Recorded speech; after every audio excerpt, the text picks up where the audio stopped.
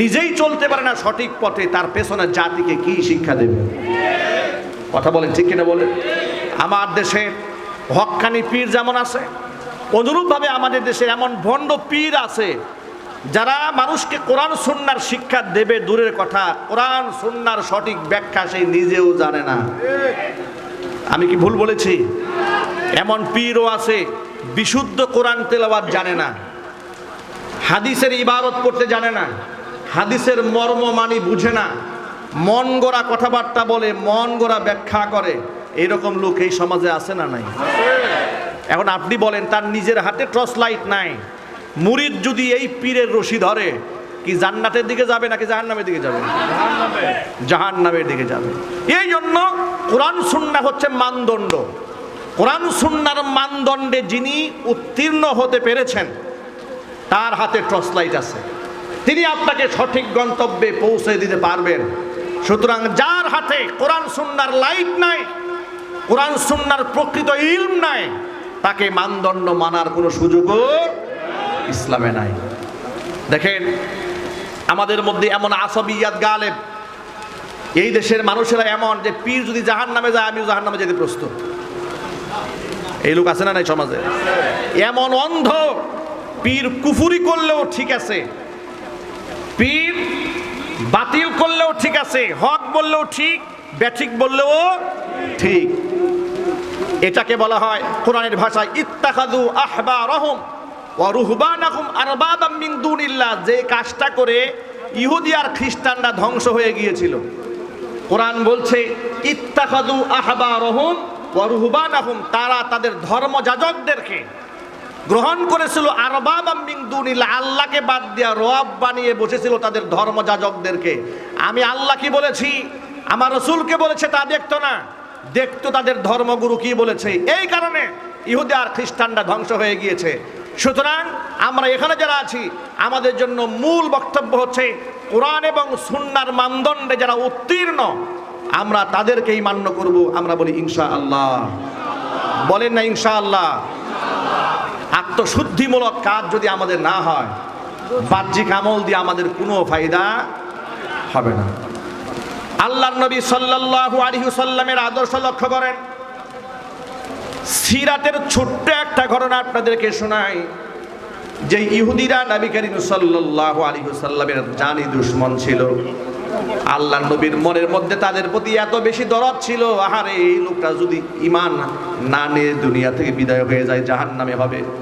এই জন্য নবীজি সাল্লাল্লাহু আলাইহি ওয়াসাল্লাম উম্মার ব্যথায় ব্যথিত হয়ে সব সময় চাইতেন সেজন্য কালিমা নিয়ে দুনিয়া থেকে বিদায় হয়ে যায়।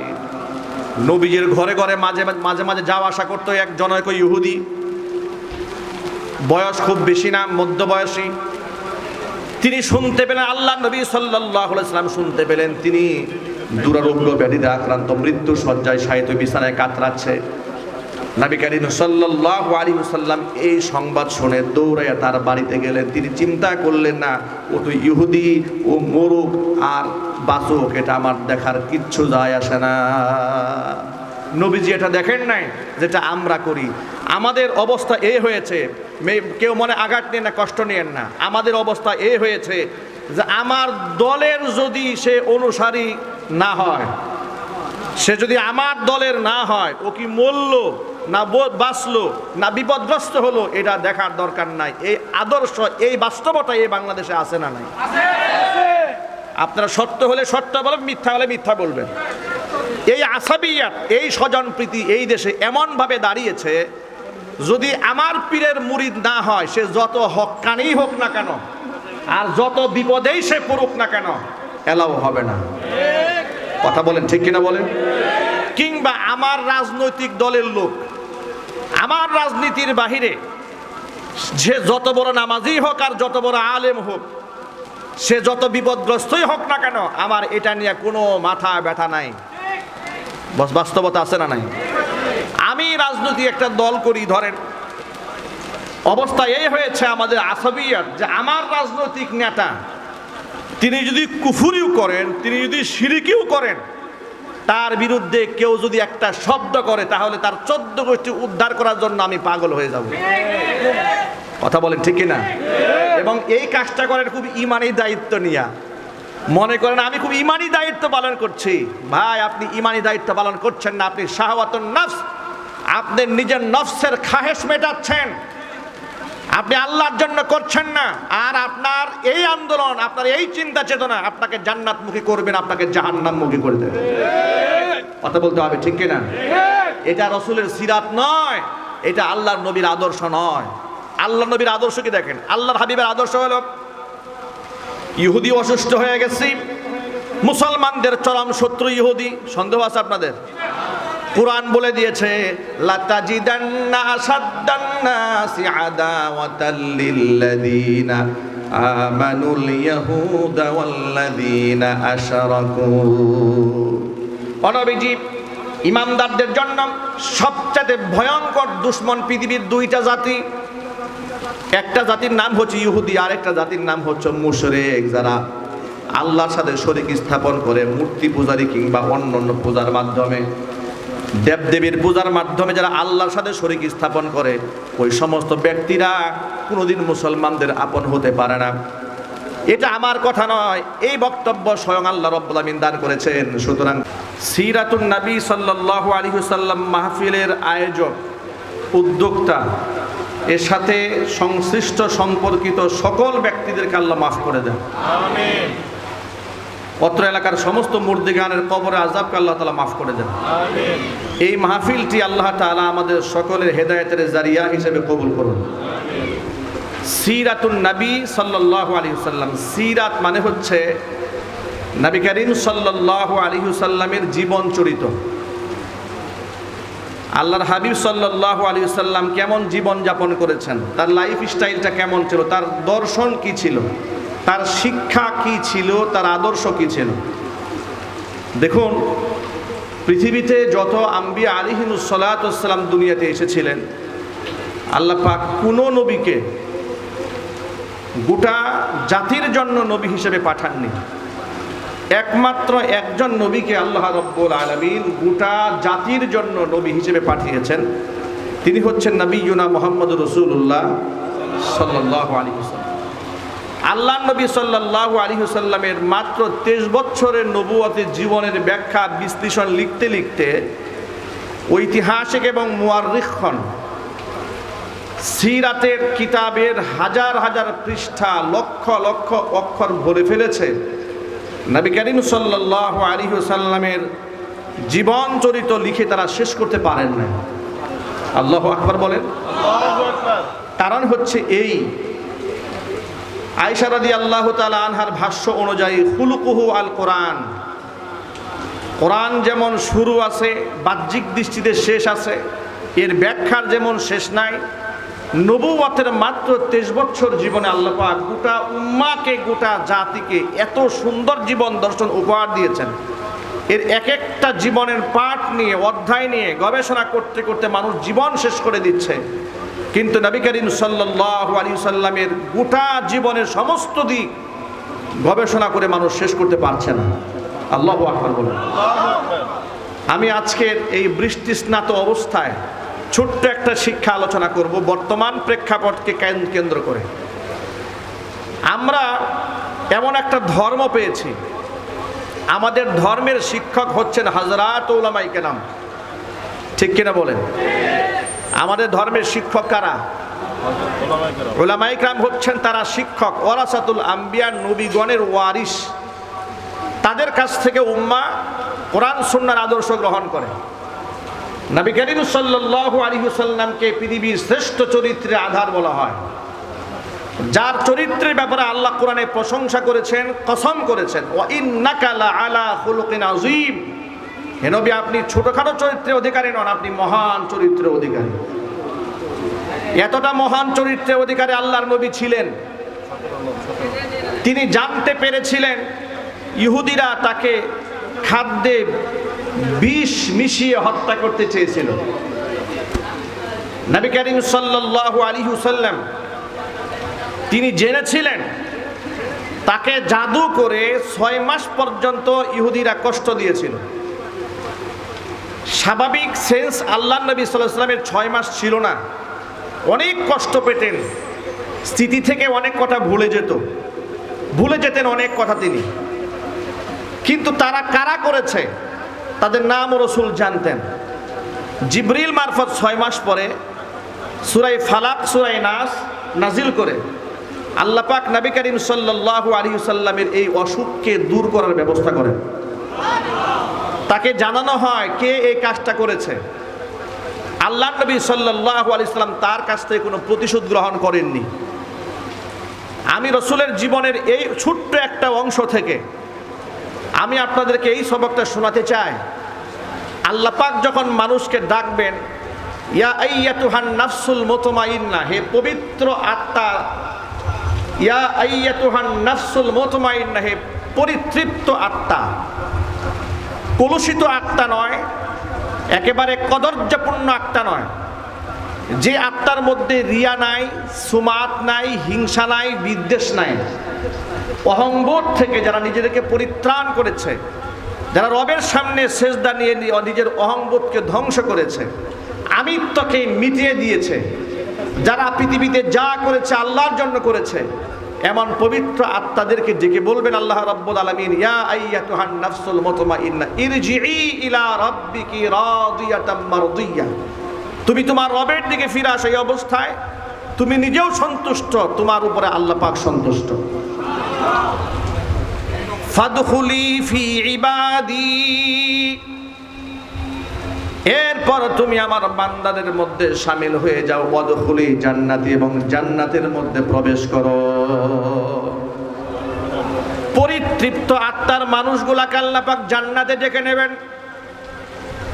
সকলেই এই কথা খুব ভালো করে মনে রাখেন, বাহ্যিক সুরতের চেয়ে অন্তরাত্মা পরিষ্কার হওয়া আল্লাহর কাছে অনেক মূল্যবান।